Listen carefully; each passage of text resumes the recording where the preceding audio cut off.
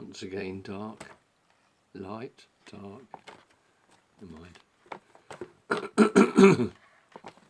Right. I put a poem up earlier. I'm not going to read it on here. It's short. It's about the election, so it needs to be done and dusted. 2 days' time. Well, 1.5 days. 1 day's time. Thursday. Anyway, that's all by the by. Hopefully, we'll get a good result. This is about a bigger issue. This is about everything. Okay, it's called Austerity. And here we go. It's a bit long. It's a bit serious too, because austerity is a bit serious. People are dying. Here we go. Here's my poem. We don't have to live with right-wing austerity, and whether or not you like my poetry, this you need to know before it's too late. There is a way to put armful on everybody's plate. To be a billionaire, you must have something missing. Don't just be mistaken, it's not rich people that I'm dissing. I admire quite openly folks who've made a fortune from their work, though I'll never have such luxury. I'm not the sort to shirk.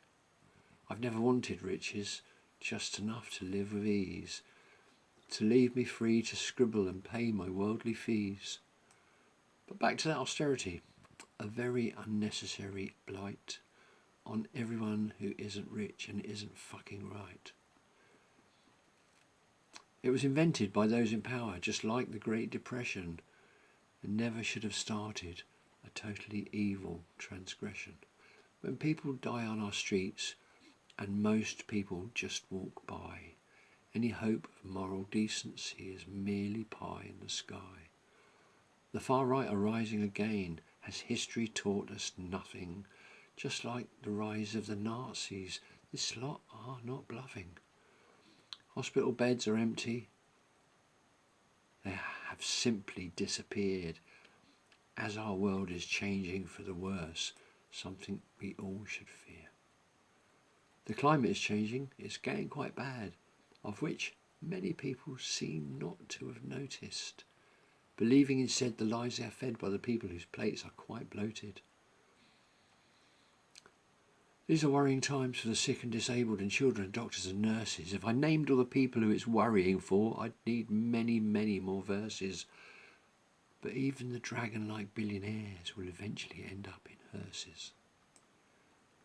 You were born, go to school, then it's soon time to work, and you'll do this until you are dead. Well, at least if retirement age gets much later, and I'm quite sure that's something they've said. They say they've created a lot of new jobs. Some people have 2 or more. But with minimum wage and 0 hours contracts, those poor folks will always be poor. I've got a confession that my facial expression hides behind it some pent-up aggression.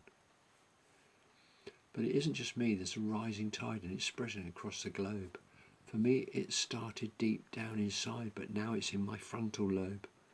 We have to do something, or what kind of world will be left to pass on to our young? As I said just before, there's a change in the air, and I hope that it's truly begun. Cuts to social services and hospitals and schools, the fire brigade, police and more, they think we're fools.